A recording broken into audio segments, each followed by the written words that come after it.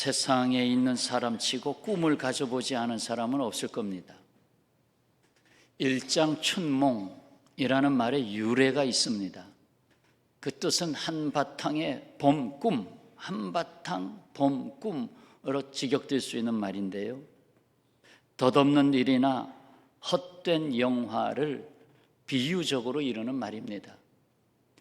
중국 송나라 최고의 문장가인 소동파가 유배 생활을 하던 중 어느 날 그가 큰 표주박 하나를 메고 노래를 흥얼거리며 산책을 하다가 70세가 넘어 보이는 한 노파를 만났습니다.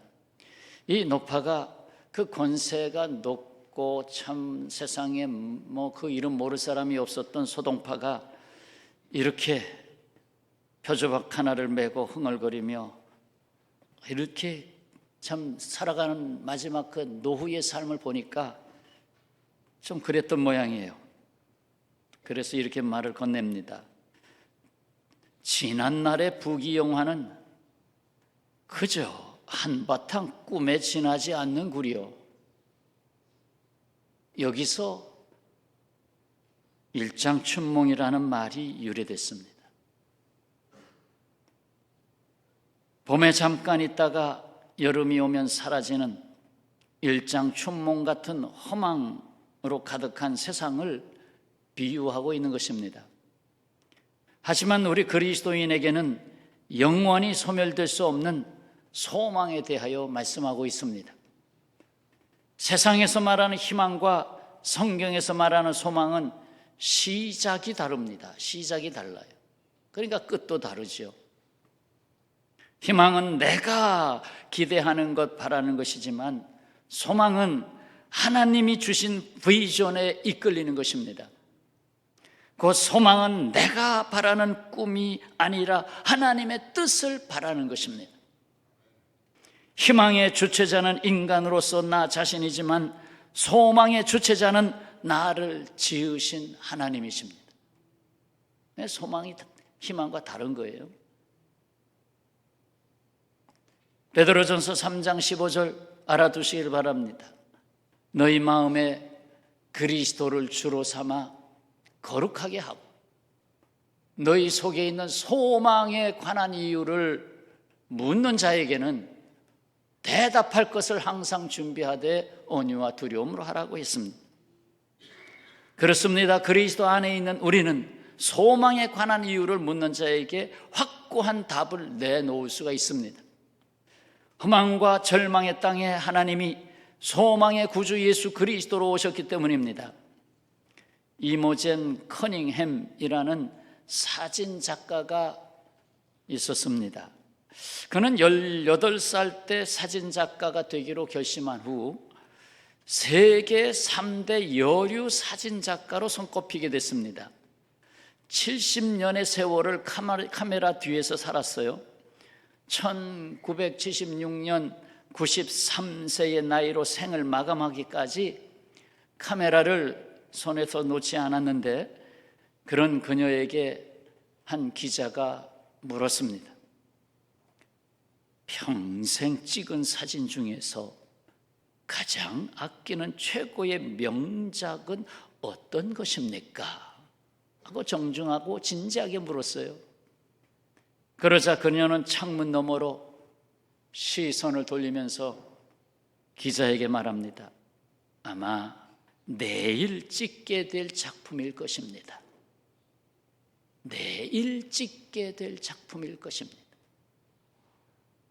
그러네요. 지나간 어제가 아닌 다가오는 내일의 문을 여는 그의 모습을 봅니다. 죽음이 다가오고 있는 나날이 가까웠을 텐데 말이죠. 미국의 언론 문학상인 풀리처상을 받은 뚜르키예의 시인 나짐 히크메트가 진정한 여행 중에 이러한 글을 썼습니다. 가장 훌륭한 시는 아직 쓰이지 않았다.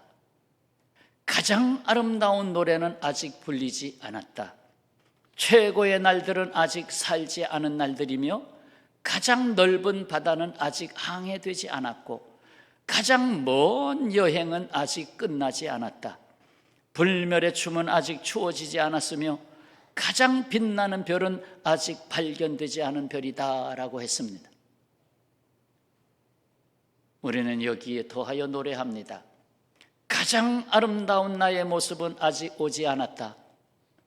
가장 놀라운 평안의 새하늘 새 땅은 아직 오지 않았다. 가장 좋은 하나님의 약속은 아직 체험되지 않았다. 실로 우리는 세상 그 어떤 사람들도 대답할 수 없는 소망에 대하여 대답할 말이 있습니다. 여러분, 세상을 보세요. 인생의 큰 장애물을 만나 아무리 발버둥을 쳐도 도대체 길이 보이지 않을 때처럼 난감한 경우는 없습니다. 난감한 경우. 어떤 해결 방법이 없습니다. 어떻게 빠져나갈 구멍이 없습니다. 제가 살고 있는 사택 앞에 걸어 나오면 셀프 세탁소가 있어요. 근데 한 몇 달 전에 주인이 바뀌었어요. 주인이 바뀌었는데 또 공고가 붙었어요. 곧 폐업을 합니다. 그러니 혹 정산하실 분들은 정산하십시오. 참 안 돼서 넘겼는데 받은 사람 또 안 돼서 폐업하고. 어떻게 빠져나갈 구멍이 없네요. 이럴 때 세상에 뿌리를 내린 사람은 그 무력감에서 자신의 인생을 절망에 던져버립니다. 하지만 그리스도께 소망을 둔 사람은 하나님을 향한 믿음의 걸음을 멈출 수 없습니다. 오히려 인생의 무력감과 허무함을 느낄 때 그때가 내게 주신 믿음이 깨어나고 성장할 수 있는 기회입니다. 여러분, 화장실에 안 가는 날 없죠? 근데 어젠가는 한번 화장실을 바깥에선가 식당에선가 가면서 종업원에게 한마디 던지고 싶었어요. 여기 들어갔다 나오면 좋은 화장이 돼서 이쁘게 돼서 나오나요? 하고 말이죠. 오히려 이 세상에 허무함이라 이름 지어진 화장실에 들어갔다가 나올 때는 더 아름답게 나오지 않겠는가? 주님이 주신 소망실. 19세기 영국의 목사이며 고아원 원장이었던 조지 물러, 그가 이런 말 했어요. 믿음은 사람의 능력이 끝나는 곳에서 시작됩니다. 사람의 능력이 끝나는 곳에서 시작됩니다. 뭐가? 믿음이라는 곳에는 기본적인 공식이 있습니다. 바로 절망적인 마음입니다. 자기가 절망하지 않으면 믿음을 받아들이지 않습니다. 그렇습니다. 나에게는 내 안에는 아무 답이 없다는 절망의 시간이 소망의 주님이 노크하는 시간입니다. 자기에게 절망할 때 내 마음의 문을 두드리시는 주님의 노크 소리를 들어야 할 것입니다. 여기서 오늘 본문 디도스의 말씀을 봅니다. 함께 읽겠습니다. 13절, 14절 다 같이요. 복스러운 소망과 우리의 크신 하나님 구주 예수 그리스도의 영광이 나타나심을 기다리게 하셨으니 그가 우리를 대신하여 자신을 주심은 모든 불법에서 우리를 속량하시고 우리를 깨끗하게 하사 선한 일을 열심히 하는 자기 백성이 되게 하려 하심이라. 아멘. 세 가지 사실이 분명히 보이죠. 하나는 우리에게 복스러운 소망이 있다는 것입니다. 복스러운 소망. 하나는 하나님과 구주 예수 그리스도의 영광이 우리에게 나타남을 기다리게 하셨다는 것입니다. 나타난다. 그리스도의 영광, 하나님의 영광이 너에게 나타난다. 또 하나는 예수께서 우리를 대신하여 내어주심으로 우리를 선한 일꾼 되게 하신다. 선한 일꾼 되게 하신다. 그렇습니다. 우리에게는 대답할 이유가 있는 복스러운 소망이 있습니다. 이는 절망이라는 땅에 예수께서 대속하심으로 주신 소망입니다. 더욱이 그리스도의 영광이 우리를 통해 드러나게 하셨죠. 어떻게 해요? 그리스도의 영광 뒤에는 고난의 십자가가 있습니다. 자, 제가 연필을 한 자로 들고 들어왔습니다. 연필 제가 종종 써서 많이 짧아졌습니다. 이 연필이 쓰임받는 영광이 있다고 생각해 봅시다. 이 연필에도 연필다운 영광이 있다. 어떻게 나타날까요? 하나는 겉모습이 아니라, 겉모습은 나무로 다 둘러싸여 있고 때로는 이쁘게 그림도 그려 있고, 겉모습이 아니라 속에 있는 까만 흑연이라는 까만 심에 있습니다. 심이 없으면 연필이 될 수 없습니다. 젓가락은 될 수 있겠죠. 그러나 연필은 될 수가 없습니다. 두 번째 사실은 겉모습은 칼로 깎여야 심을 사용할 수 있습니다. 겉모습이 깎여야 사용할 수 있습니다. 육적인 자아, 겉모습이죠. 육적인 자아가 죽어야 영적인 자아, 숨겨져 있었던, 감춰졌던 비밀이 드러납니다. 연필이 지나간 자리에는 자신을 사용한 흔적이 남아 있습니다. 시도 쓰고 편지도 보내고 서류도 작성하고,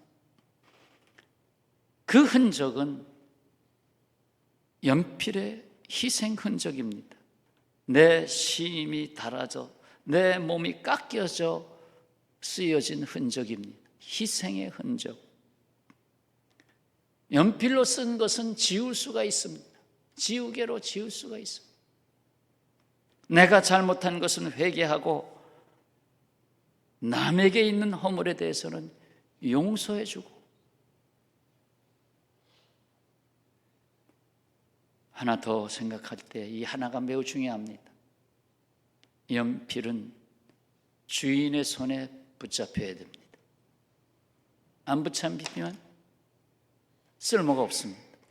연필인데 하고 주인의 손에 붙잡혀야 비로소 그 영광을 드러냅니다. 주님께서 잡아주신 인생입니다. 아무리 연필이 예쁘고 이 연필 참 좋다, 괜찮다, 모양도 좋고, 그래도 잡히지 않으면 쓸모가 없습니다. 종종 내 손에 잡힌 연필을 바라보면서, 점점 짧아지는 연필을 바라보면서 깊이 생각해 볼 필요가 있습니다. 에베소서에서 말씀합니다. 에베소서 1장 18절, 너희 마음의 눈을 밝히사 그의 부르심의 소망이 무엇이며, 그의 부르심의 소망이 무엇이며, 성도 안에서 그 기업의 영광의 풍성함이 무엇인가 하는 걸 바울이 기도했습니다. 그렇습니다. 주님의 부르심의 소망이 무엇이냐고 묻고 있습니다. 이 소망은 이루어져야 할 참 소망입니다. 참 소망이 될 수 있다는 것은 그 소망이 약속을 품고 있기 때문에 그렇습니다. 우연을 기다리는 것은 소망이 아닙니다. 우연을 기다리는 것은 소망이 아니고 우연도 인정할 수 없습니다. 그렇습니다. 약속이 없는 믿음은 맹목일 뿐입니다. 약속이 없는 소망은 환상일 뿐입니다. 약속이 없는 사랑은 허위일 뿐입니다. 성경의 약속 중에서 약속은 메시아 곧 그리스도 예수께서 오신다는 약속입니다. 그것은 하나님의 백성에게는 절대적인 소망이었습니다. 그리고 예수께서는 약속대로 이 땅에 오셨습니다. 그리고 그날에 다시 오실 것입니다. 왜? 약속이 되어 있으니까. 첫 약속을 지키신 주님은 마지막 약속은 더 놀랍게 지키실 것입니다. 소망을 주시고 소망을 이루신 예수님은 우리의 소망이십니다. 곧 온 세상의 소망입니다. 사도 바울은 소망에 대하여 이렇게 전했습니다. 로마서 8장 24절, 우리가 소망으로 구원을 얻었으며, 보이는 소망이 아니니 보는 것을 누가 바라리요? 만일 우리가 보지 못하는 것을 바라면 참음으로 기다릴지니라. 보이지 않는다고 낙심하시나요? 도무지 가능성도 안 보이고 길도 안 보이고, 그런데 성경은 말씀합니다. 보이면 소망이 아니다. 그건 현실이지. 보이면 소망이 아니다. 안 보이니까 소망이다. 정류장에서 버스를 타려고 기다립니다. 왜 기다리는가요? 그 정기 노선 버스는 조금 지나면 올 거니까, 5분마다 길어봤자 10분 기다리면 올 테니까 기다리는 거예요. 버스가 안 오면 왜 기다립니까? 올 거니까 기다리지. 예수님을 왜 기다립니까? 오실 거니까 기다리지. 그렇습니다. 신앙은 나에게 찾아오시는 주님께 대한 기다림이요, 나를 택하신, 나를 부르신 주님께 대한 믿음입니다. 식당에서 손님이 찾으면 바로 섬기려고 기다리는 사람이 있습니다. 그들을 우리는 웨이터라고 부르죠. 웨이터.